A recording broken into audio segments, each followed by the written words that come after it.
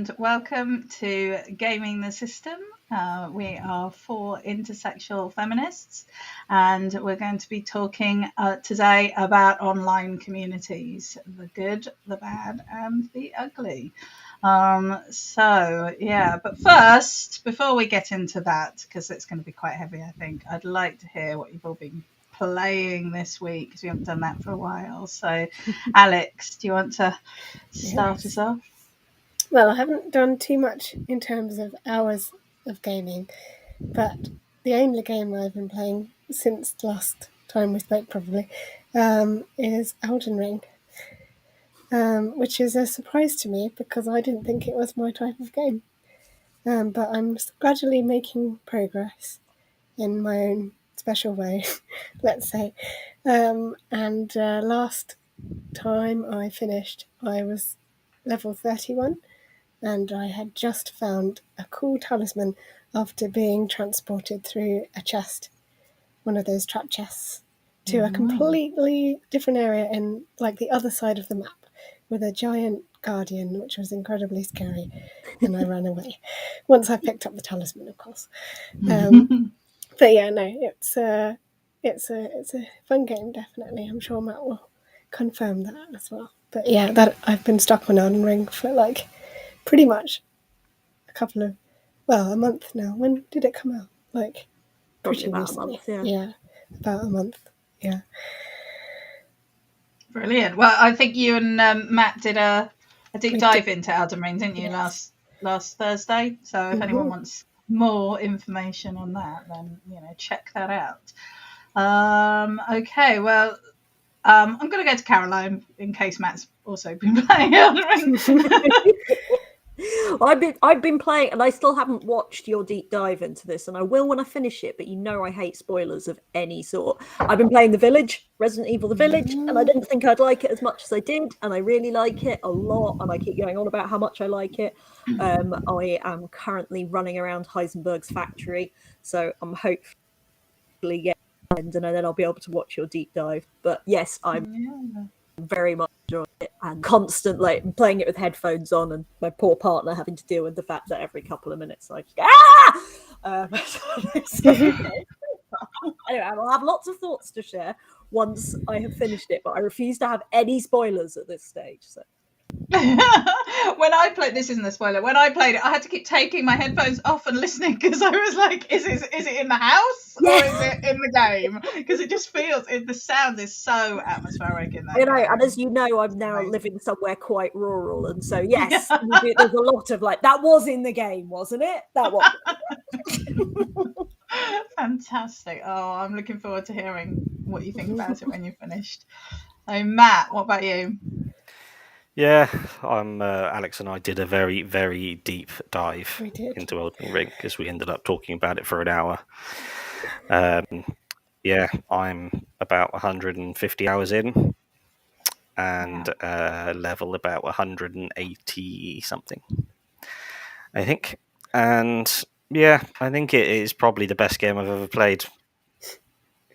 And that is saying something considering I went on from Horizon Zero Dawn, which was, I think, that was probably the best game I ever played. And then I played this, and this, in many ways, it has blown Horizon Zero Dawn out of the water.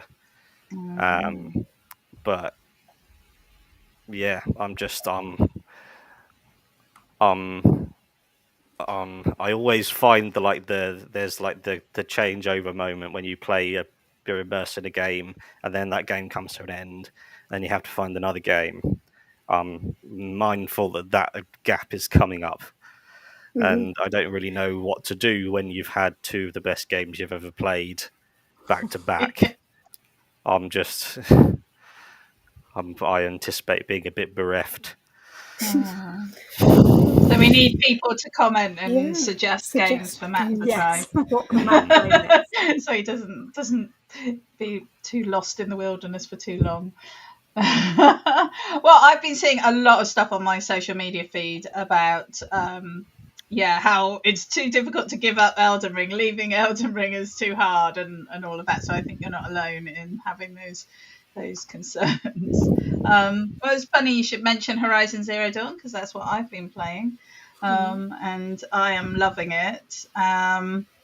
I like the fact that you can sneak about and do sort of stealth kills. It doesn't always have to be that you can sort of like tailor your character in that way, because for me, I do find the heavy combat quite difficult. I always just pressing the wrong buttons. I'm playing on the PC, and I do think sometimes I think, yeah, actually I can see how it would be easier to play this game with a controller, and I'm playing with the keyboard. And yeah, I sometimes find, I'm just not quick enough. I'm just so old.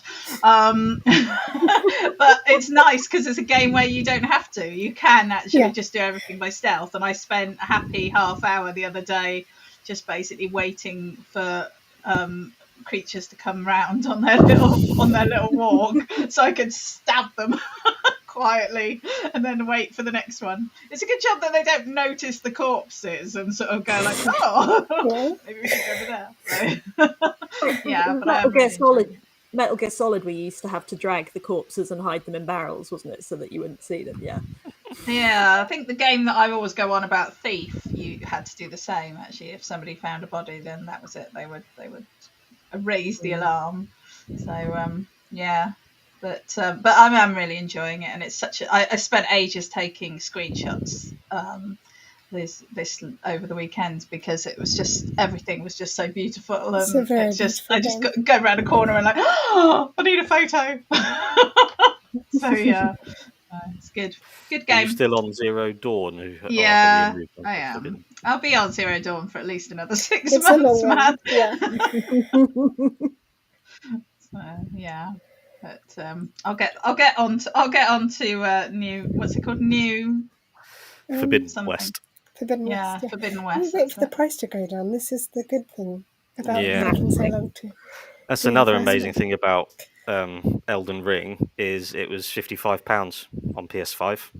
Oh wow! But every other game was going, we're going to hike up to £70 and hold it there for as long as we possibly can.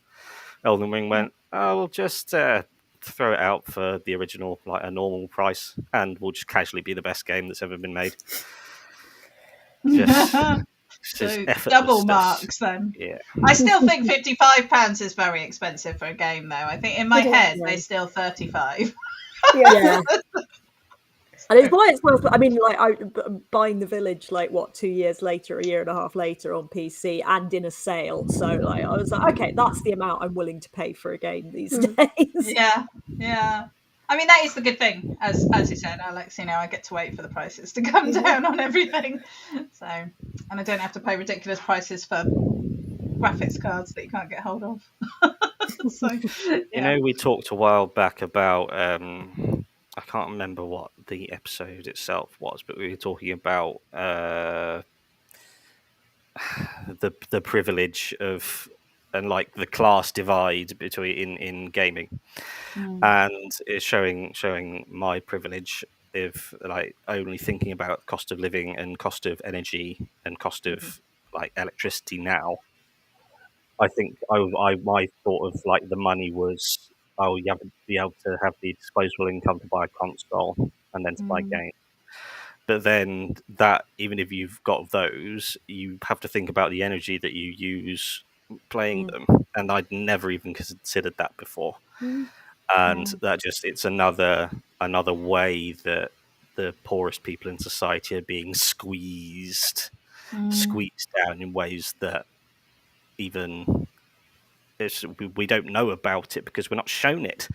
No. Yeah, absolutely. And it's interesting that you say that, because last night we turned our PS5 off, off rather than just having it in standby. And we're starting to think about these things, and I feel that if we're starting to think about these things, then there are people who are being really, really struggling now. Yeah. So yeah, it is a crisis, and in the true sense of the word. So from that crisis to potentially another one, but a long time ago when I did my dissertation at university, I looked at the existence of online communities, and I was looking at specifically in-game communities then, and why they were, whether they existed and whether they were important, and I think now, many years later, it seems like an obvious thing. Of course, there are online communities, and we probably all have experience of that. But what I wanted to look at today was the gaming communities, and I think basically the gaming communities on across the board really, and whether how we feel they represent gamers, how we feel they represent the industry, and how we feel they can impact on the industry. And I think I also want to look a bit, once we've had our discussion, I want to really consider the impact that gaming communities can have on the wider society, because we've all talked a lot about the power of the games industry and how influential it is, and therefore those communities that are built up around that may well have an impact on that wider society. So that's what I'd like to look at today. So firstly, I thought if we could talk a little bit about what we believe as in our gaming the system universe to be the sort of parameters of a community. So what sort of two or more essential core elements do you think turn a group of people into a community? And I'm going to go to Matt first. Thank you. I've been doing, I don't know if I mentioned this, I've been doing a School of Organising Union course run by the Independent Workers of Great Britain Union. So I'm a Deliveroo driver, and it takes care workers, foster care workers, security guards, all that kind of thing.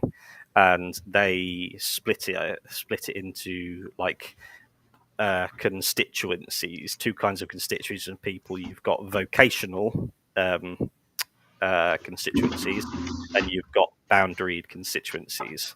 So the Women's Equality Party is a vocational constituency because everyone is brought into this community based on their belief in women's rights and wanting to centre a political party around women's rights. Boundaried constituencies are people that are brought together through something that connects them. So, for example, women are a boundary constituency because they're women, and delivery drivers are a boundary constituency because I may not have something in common with a rider in Manchester. I might have nothing in common with them at all, but we're boundary together by those things. So I think the idea of community is when something is centered around something.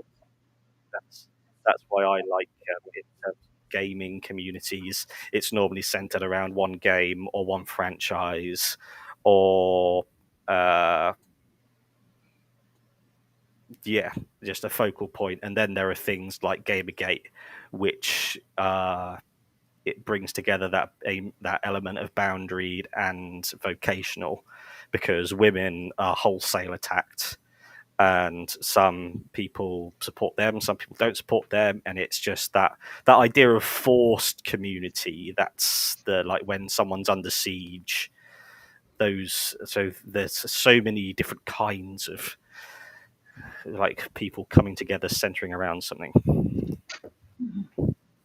Absolutely, Matt. I think you've hit the nail on the head with that, and that was certainly what came out when I did my research. I haven't heard about the concept of boundaried and vocational communities. I think that's a really interesting way of perceiving it, and understanding it. And I think that was one of the things that came out, was this idea of a common aim and a common goal. And that's why, you might have a community in a village that come together to clear out the duck pond, or to do a litter pick, and that's a community. The community is built around that project, and then it's so that sometimes they're time limited, and once that project's done, that community disperses. But other times they'll last for longer, or they'll just move on and do more things. So it's having that sort of common interest or common goal that's really, really important. Caroline, what do you think? Communication. I know that sounds obvious, but I think like the thing that changes a random group of people into a community is when they communicate. You are a community of people if you are communicating on a regular basis. And we talk a lot about echo. Is worried that they're in the wrong echo chamber. But I think with gaming, that's with gaming community for people start trying to communicate with each other, and when you are interacting, which sounds really obvious, but when you interact with people, when you communicate with people, is when you develop empathy, understanding, and when those sort of things happen, it means that those to some extent to you, and so that a community is formed on the basis of, quite often, if you're trying to improve a community or to do some work, it's communication is where you have to go to really look at where problems are arising and how they can be solved and what work can be done. So it sounds simple and obvious, but I think, putting my psychology hat on, communication is key to everything. Yeah, I absolutely agree with that. And I think that, a community without communication is just a bunch of community people, isn't it? It doesn't go anywhere, and it doesn't. And do you think that there's it's sort of two-way thing? You need communication to have a community, and it's the communication that inspires people to stay as part of the community, like that camaraderie. Yeah, and I think we see it in all sorts of, especially online communities now, because that's most of what most people have access to. Because the thing is that it is how the communication works. People in or sends people out. We've all been part of, I'm sure, well, maybe we haven't, but I certainly have been part of WhatsApp groups where some people, the community communication that's going on there, people really hate the way, therefore, people go in real life workplaces, if anyone can remember back to those days. But, again, I've worked in schools where we'd have big staff rooms with 20 people in them, obviously not for the whole school, but all working in that communication, that was the levels that were agreed of how we're all going to communicate, and are we massively changes from department, from group to group, and how well they work is effectively they communicate. For example, like your head of department shouldn't grab your wheelie chair and say, "Caroline, fix my computer for me." That's bad for a bad community. Absolutely. That's such a good. That we should make a T-shirt of that. Bad communication equals bad community. Yeah. That's awesome. Take a note. Put it down for our eventual line of money making schemes. Alex, what do you think? So you guys probably know I'm very closely involved with a community through my work, because I work to kind of manage / encourage engagement in an online community. So if I was to define a community, I would say that it has to be built on a shared experience of everyone within that group. So everyone in that group has a similar lived experience or a shared experience that is kind of central to that community and kind of brings people from all walks of life, all areas of the country together. And then also, as Caroline said, communication. But I think also what changes it from a group to a community is having a shared space in which to communicate. And that could be an online forum, or it could be like a town hall or whatever. And also, I think another thing that comes up often is, in terms of defining a community rather than a group, is perhaps a set of values, shared values or beliefs, or even ground rules or house rules, where you say these things are acceptable, these things are not acceptable in our community, and you have to manage that if you're if you're in charge of managing the community. So I think those are, like everyone has said, pretty much the same thing, but I think they're all really key aspects of the difference between a group and a community, is having a shared set of values and a shared experience and a place in which to share that experience together.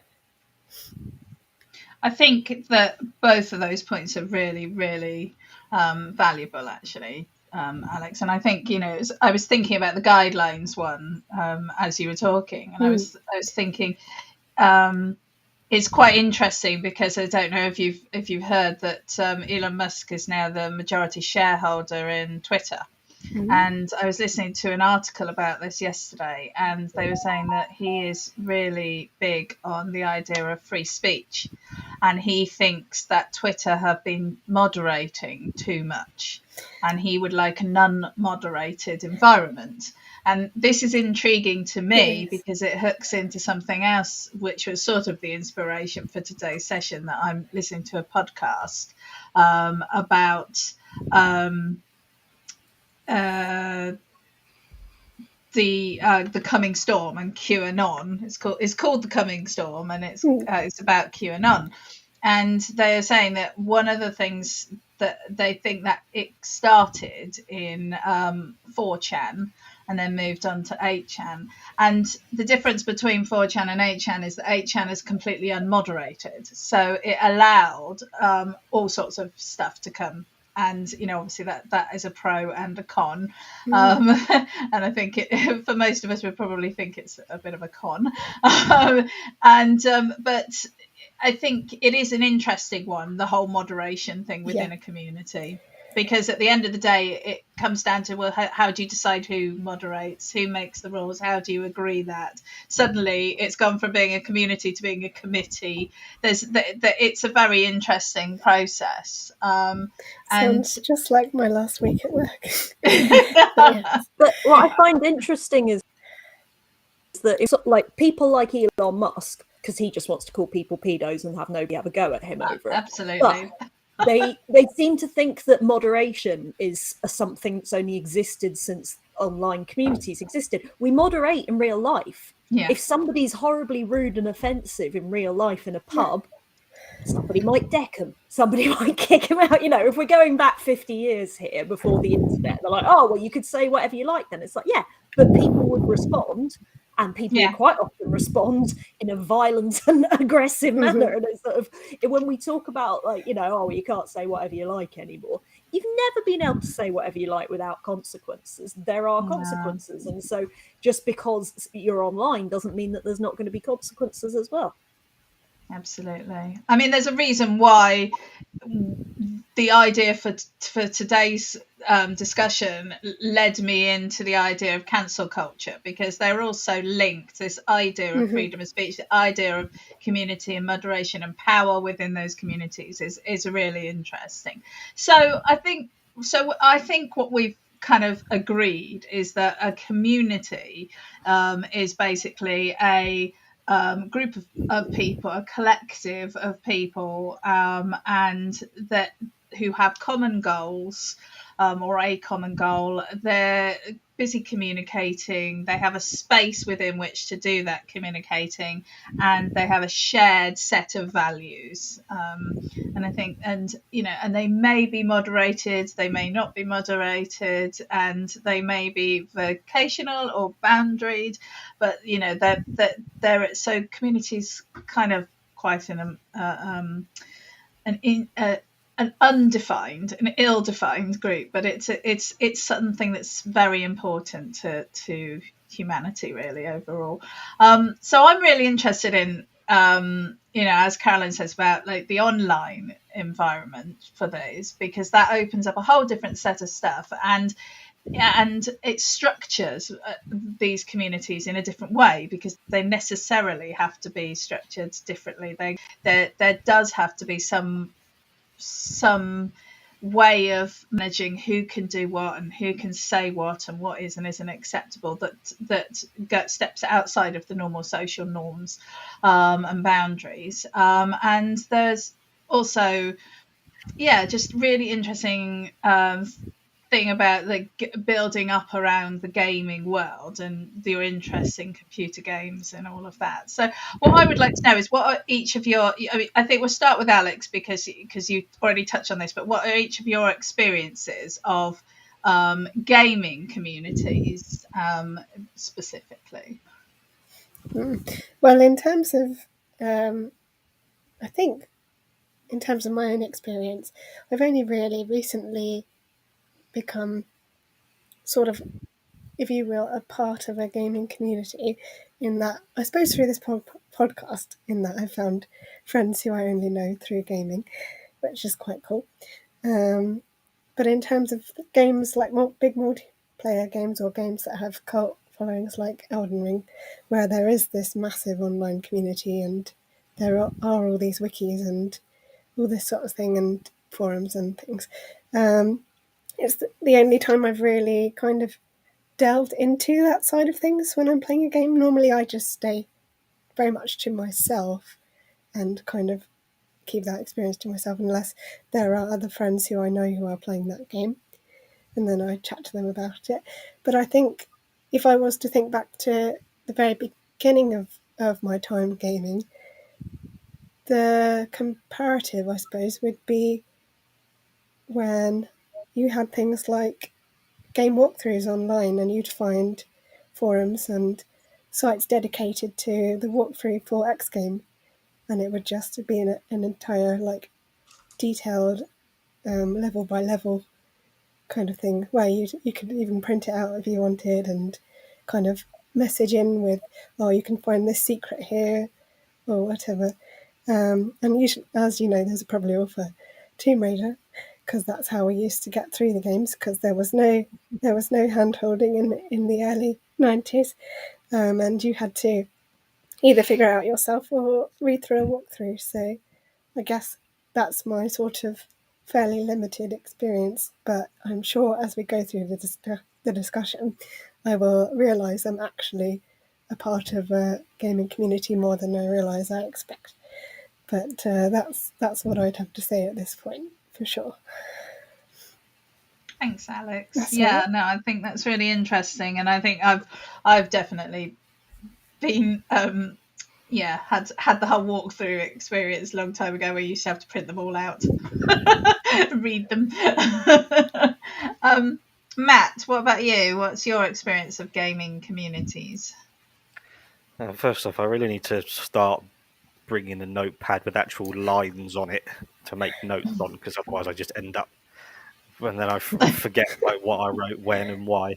So I think Elden Ring is like Alex. I've never been into multiplayer gaming, and I think that's probably quite a narrow viewed perspective to take on communities, because it just means that our communities are just people online talking to each other.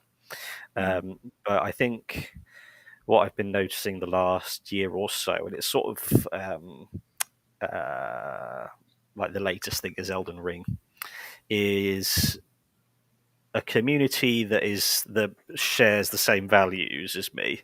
Because seeing, for example, the Accessibility Video Game Awards, a few weeks ago.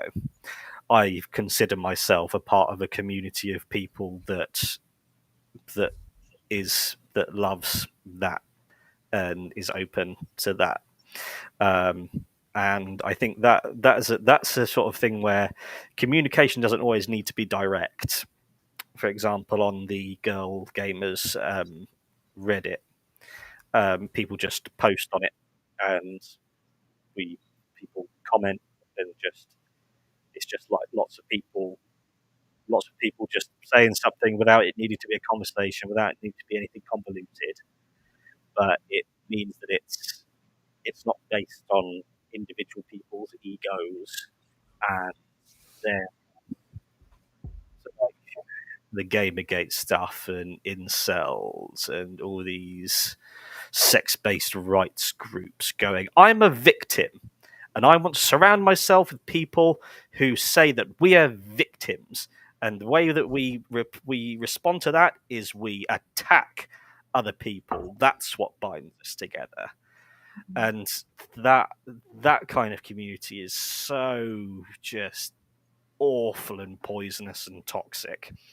And that's where when people like Elon Musk say that things are being too censored or anything, the problem with I've been researching British newspapers. I think, why are they all so right wing?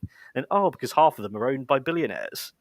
And the billionaires only care about two things. They want lower taxes and deregulation, because they want to have all the money for themselves, and because they don't want anyone to tell them what to do ever. The problem with deregulation is the rules of the patriarchy, they are baked in. You can't, if you say no rules, it goes back to the patriarchy's version of the level playing field, which means that's why all these new internet spaces have still managed to become male dominated and so much toxicity. They just go, it's a level playing field. Everyone gets the same. Everyone's equal here. No, the patriarchy's still in effect. Absolutely. Yeah. Caroline, what do you think? Well, I try not to talk about Rust. I knew you were going to talk about Rust. I know. I'll try and say stuff I haven't said about Rust before, because when you say gaming communities, I can't deny that for 6 years of my life I have been part of the Rust gaming community, off and on. At the moment, off because I don't have a good enough internet connection, which is really sad. You can't play Rust with a bad internet connection because you'll just get shot. But anyway, mostly for the last 6 years, and one of the things about the Rust community, aside from it being toxic and awful, but we can discuss that later. But it is a curated community in the sense that of Rust. For the last, one of the reasons playing this game for 6 years is that every Thursday of every month there's a full one of us. There's an update to the game, and sometimes that will be a huge update, we've introduced an entire new gaming system, the whole way XP works. Sometimes it will be, we've put polar bears in, which is cool. But there's something the first Thursday of every month for 6 years. This team of developers have put something new in this game, and that is what the sort of thing that keeps a community going. And if there's new stuff to discuss, there is things to go on. And also on their blog, and I think they still do it. They also, it was in one of the other Thursdays in the month, they'll do a community update, literally a community update, and it's basically what things have people built in Rust, what cool things have people designed in Rust, because you can do creator mode as well and make your own videos and sort of use it as a sandbox world. People have created entire movies in Rust of sort of a Western fight going out. People have recreated the Stanley Parable, Rust, which just blows my mind, and I absolutely love that. And that's what I think that, if for whatever, and we'll talk about the bad later, but whenever people say, God, how can you put up with the Rust community? Is because like any community, there are good people, there are bad people. There are no such thing as good and bad people. Obviously, everyone's a person, but you know what I mean. And there are highs and there are lows.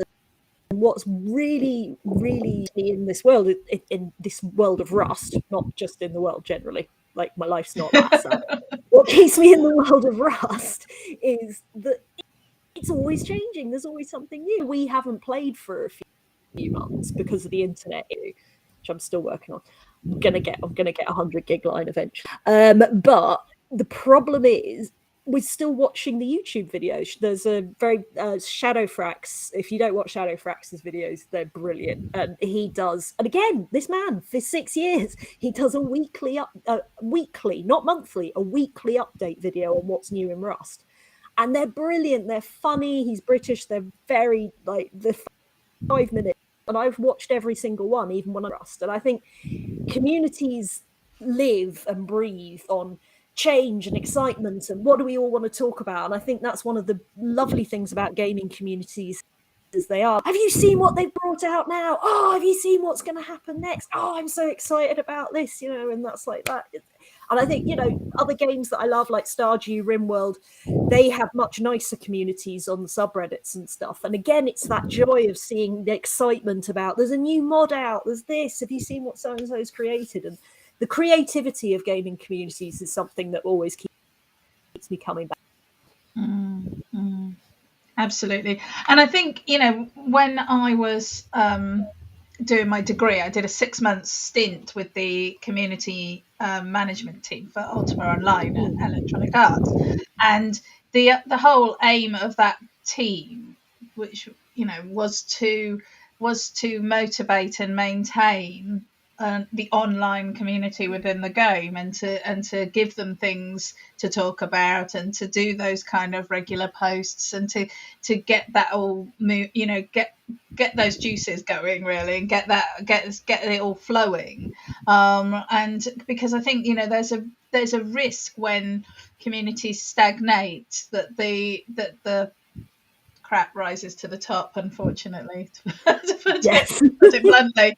And I think that is a problem that we have seen in certain online communities. So I've had all sorts of experience of gaming communities, although I tend to lurk rather than engage. But yeah, I dip in and out, and some are nicer than others, and so I think that it is very easy. We've lost Caroline. She's back. There we go. Welcome back, Caroline. I think it's easy to engage with them to whatever level you want to engage with them, as a utilitarian level or an actual social extension of your social life. So I'm really conscious that we've got like 20 minutes left and still a huge amount of stuff to talk about. So what I'd like to do is ask everyone to relatively quickly share their favourite favourite example of where you're seeing good community being done, or good examples of communities that are working and are positive. Matt. Well, I'll take Elden Ring straight away, just purely because no one can claim to know everything about it, because it's so massive, and it's designed to be open to interpretation. And most people talking about things just go, "Oh, what do you think about this?" And people go, "Oh, I don't know. That's so weird." And we're all sort of united by our how impossible to comprehend the world is. And so we're all sort of just going, "Oh, this is interesting," and sort of pointing out together. Yeah, so you've got that sort of collaborative. Do you think that will still feel the same 2 years down the line, or do you think it's because it's new and you're all at the forefront of the game? It will be even less comprehensible in 2 years' time. It's one of those things that it's not like with most things. It's like I was saying to Alex. It's like with most games are like a book, and you get fed chapter by chapter in more or less the right order. But with this, you get excerpts from a massive almanac that may or may not be finished, that may have bits missing. And so every question you get answered, there's always 10 more questions. So it's an exponentially confounding experience. Sounds amazing. Alex, what about you? Yes. Well, I think certainly I would agree that the Elden Ring community has felt positive from the parts that I've chosen to have a look at and engage with. I feel like, as a completely new player to the genre, that, you know, that's not a bad thing, and that I am welcome to sort of join and learn and like get used to the game and the world that is Elden Ring. So because sometimes I know obviously there are some parts of the community that are quite gatekeepy. They tend to gatekeep, but the parts that I've experienced are usually quite, open to new players and new experiences of the game, and are generally very helpful and that sort of thing. I think a community that is welcoming is a really positive thing, and one that helps each of its members feel like they are valued and that they have something to say and they can bring something to the community, rather than, oh, well, you're not welcome here because XYZ or whatever else. So, yeah, definitely a community that makes new players feel welcome is definitely one that is positive to me. Yeah, I think that's really important. I mean, for me, it's been like Steam has probably been one of my sort of examples of a good community, because it's I mean, it's more generalized, so it's about gaming rather than specific games, but it is a really good source of information and advice and reviews on all the games that I'm looking at. So it's somewhere that I feel that I can go in there and I do feel like it's a reliable source of information and a reliable source of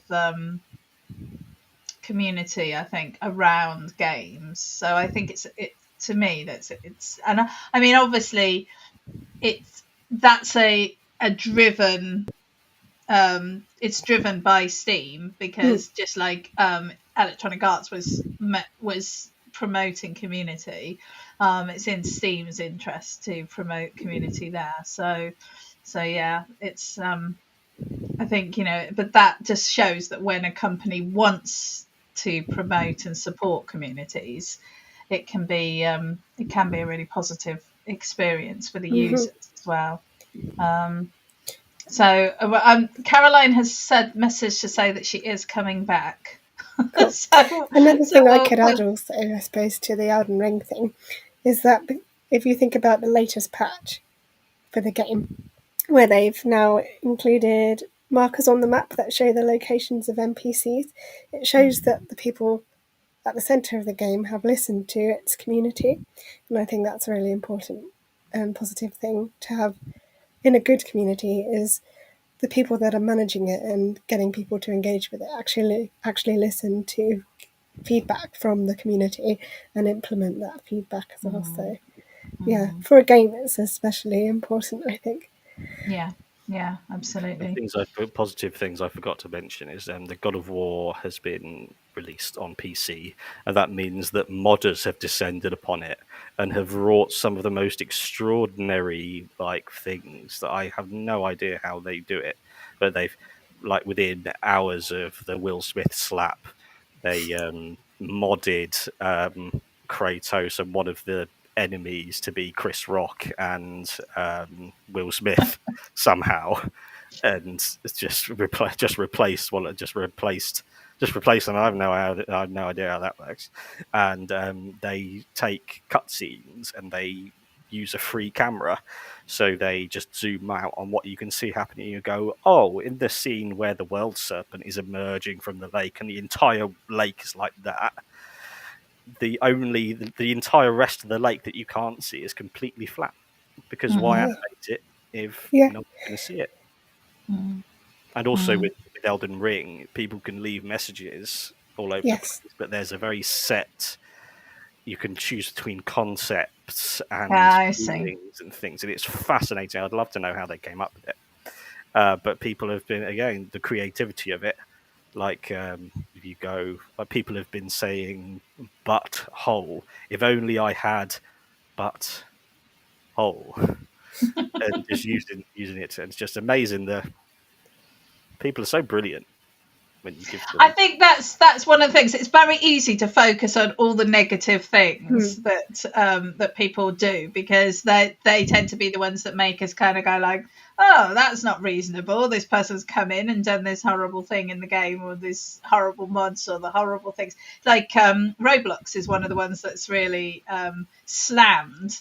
And because it has sort of user generated content, so there is a lot of dodgy content in there, and it's targeted at younger, well, very young kids. But there's also some awesome user created content. There's these people going out and being super creative and putting together these things, but no, they don't get paid anything. They're doing it out of love. They're doing it for fun. And, you know, and I think it's very easy for us to focus on the negative, where community engagement and community involvement with games can be seen as negative. But actually, there's such a lot of positive impact. So, hooray, Caroline is back with us. Welcome back, Caroline. We haven't finished talking about all the good communities. So if you've got one that you'd like to add, now's your chance. Can't hear you. She's saying really clever things. We just can't hear them.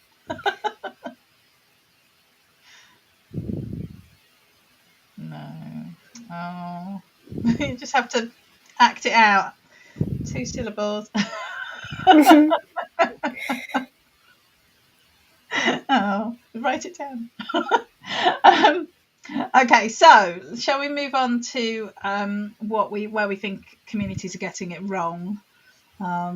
So examples of actual examples that you can give of communities where you've seen it get it wrong, or if you can find if you just want to give examples of how communities may be getting things wrong, that's fine. And is that Caroline back? Can you hear me? Yes. Cool. So, just was going to say, RimWorld, shout out to all the lovely modders out there making nice mods. Not naked women mods, not like, how to abuse people mods. Really nice mods. So, RimWorld, lovely community. And the day that RimWorld Ideology came out, so many people were trying to buy it, it basically crashed. And RimWorld's basically run by one guy called Tynan Sylvester. And his Twitter was just people going, don't worry, it's okay, we'll wait until we get it. And it's just like, that's a lovely community. Community's getting it wrong. Well, Rust. How do I start?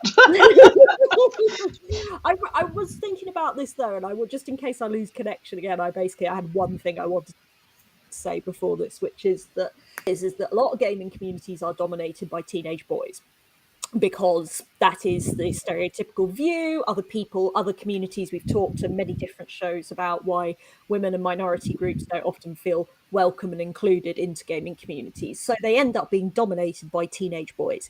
And it's a great hashtag not all men moment, but teenage boys are horrible. I say this as somebody who spent a lot of my teenage years with lots of teenagers. I hung out with lots of teenage boys.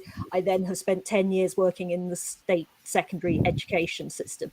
Teenage boys are horrible, and that is a problem for society. Of why do teenage boys think that making fun of somebody is hilarious? Why do they think that bullying and singling out and racism, like genuinely, teenage boys do think racism is hilarious. They just, it's often not even an active thing with them. It's like racism and homophobia and misogyny with teenage boys is just something that they have learned, that they are socialized through toxic masculinity, that it's just funny, it's just hilarious, and they can't understand the reality of what they're doing. So while gaming communities are dominated by teenage boys, who think that racism, misogyny, homophobia, death, fighting, all of these things that they just hilarious. I've got theories about why, but partly, that young teenage boys often don't have any responsibilities. It's much more common that young girls have responsibilities, caring responsibilities, having to, just frankly, sorry to go full menstrual, the fact that when girls start having their periods, that is a responsibility. Having to manage that monthly is a thing that teenage boys don't deal with. So not having had any worries or responsibilities, and again, obviously I don't mean all teenage boys, but the vast majority, they don't see the seriousness of life. They don't see the seriousness of the impact of these things.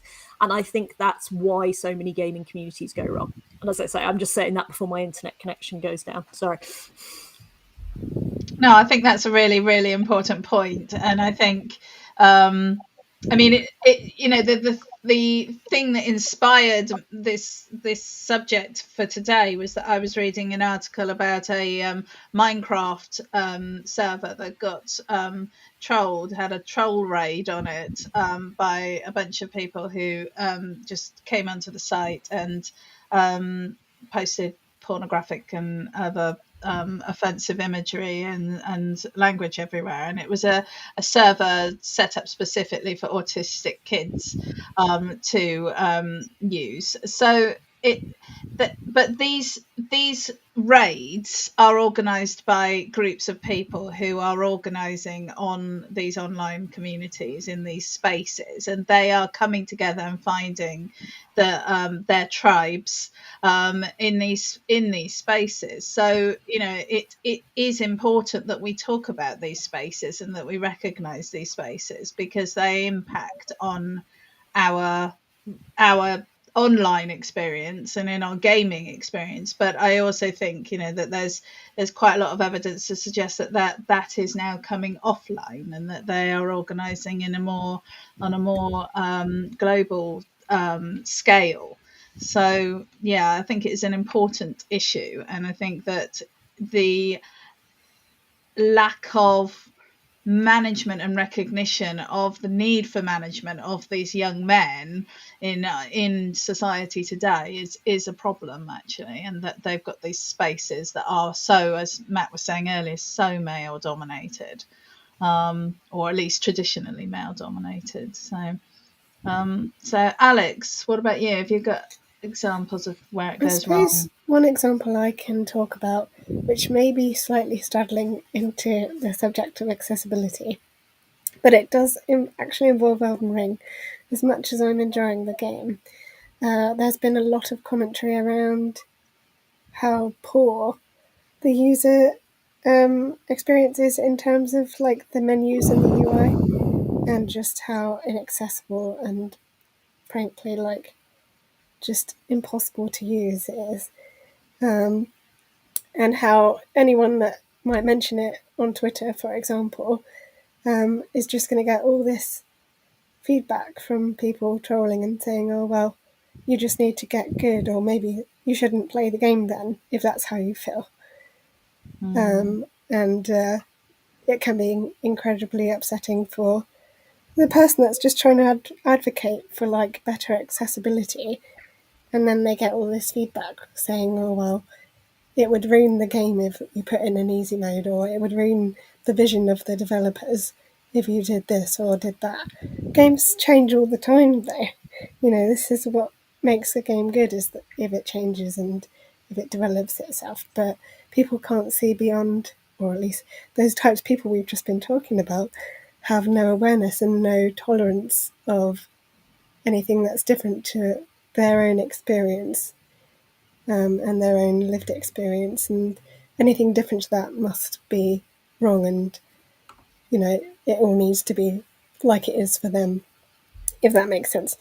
And it's just the discourse around making a game more accessible is generally quite ableist at times, which is just not what you want from an online community, particularly in spaces like Twitter, where pylons are kind of par for the course.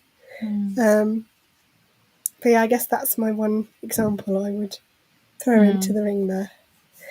Which is where moderation comes in, because Exactly. if as a company selling your game, if you want your game to a good and positive community, which allows and encourages people to talk about it. And we were saying earlier that it's quite nice when the community feels that they're heard and that the things that they suggest get put into the game.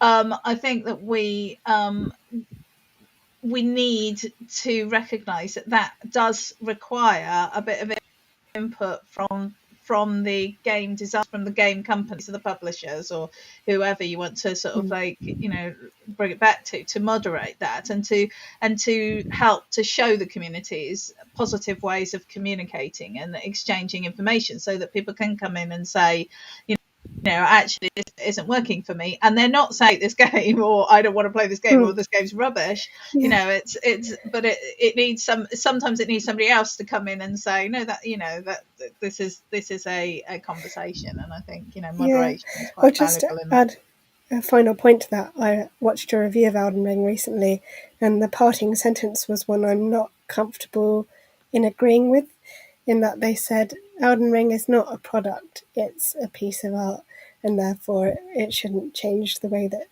it's been designed. And that, I think, is potentially exclusionary, because, you can't just say, oh, well, because it's art, it's only for X amount of people. You can't put a ramp by the entrance. It looks ridiculous. Yeah. Exactly. It would ruin what the artist was trying to do. Yeah, which I wasn't really on board with, so I wasn't as pleased by that review, really. But it's just interesting to think about that opinion is given such weight in a lot of the discussions around this sort of thing. Yeah. Matt, what do you think? It's a shame Caroline's disappeared, because I know. I completely agree with her assessment of how teenage boys at large can be.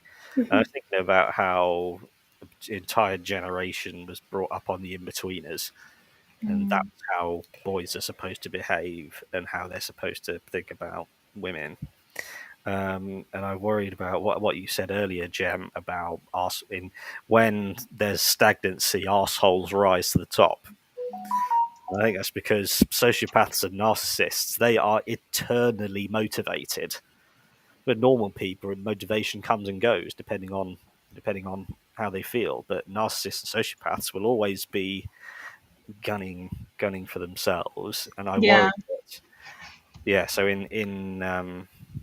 if you take, I think most people can be educated and reformed out of lots of toxic things. Like children, it's how they're educated and how society conditions them. That's the way they are. And I think most adults could be reformed, but it always comes down to who's making the decisions at the top. And the problem is, the people making decisions at the top they benefit from all the toxicity all the way down through the chain. And so when you get groups of people who might be neutral and they get dragged into, say, the Gamergate place, where someone goes, "Oh, come on, let's look at these losers. Come and join us and pile on here." And I really do think that people can be conditioned out of empathy, because that's the problem with, say, this group of people who go and attack a place built for autistic children. That there will be people who can see that and they will laugh their heads off and not think about it unless there is genuine, tangible consequences for them. I think, and like you said, go ahead, Alex.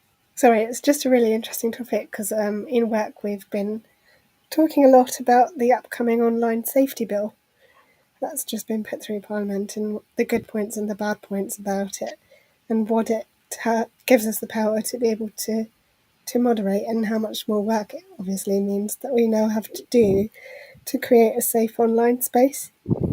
Because obviously a lot of it is quite heavy stuff, and and there has to be these mitigations in place to protect people that are using these spaces. But there's a lot of talk about what is legally removable content and what's not legally removable content, and what kinds of things it might lead on to if that content was allowed to remain in an online space and all that sort of thing. So that's probably a whole other discussion, I expect. But there are hopefully going to be there's going to be more legislation in place to enable better moderation of these spaces, but it will take a lot of work, and it's not an easy job to do. Speaking from my limited experience. Yes. Yeah, I mean, you're damned if you do and you're damned if you don't Exactly. when it comes to moderating in a community, and it is a really difficult job, and people that do it for a living, and I've known many people, and I've done it as a hobby.